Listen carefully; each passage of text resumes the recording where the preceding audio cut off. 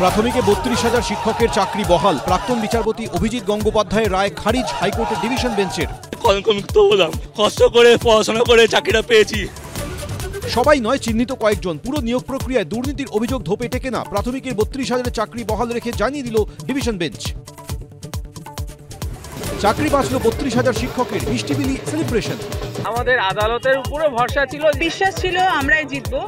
নিঃশ্বাস আমরা নিতে পারছি আজকে অবশেষে। ১৬ নিয়োগে অংশ নেওয়া গ্রুপ সি ও ডির যোগ্যদের তালিকা প্রকাশের নির্দেশ হাইকোর্টের। নির্দিষ্টভাবে চিহ্নিত অযোগ্য নন তাদের তালিকা প্রকাশ করতে হবে, নির্দেশ বিচারপতি অমৃতা সিনহার।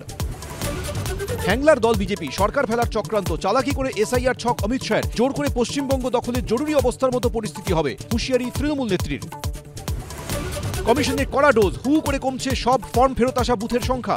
দুদিনেই ২,২০৮ থেকে কমে ২৯। এক ধাক্কায় মৃত্যুহীন বুথ কমল ৯৯%।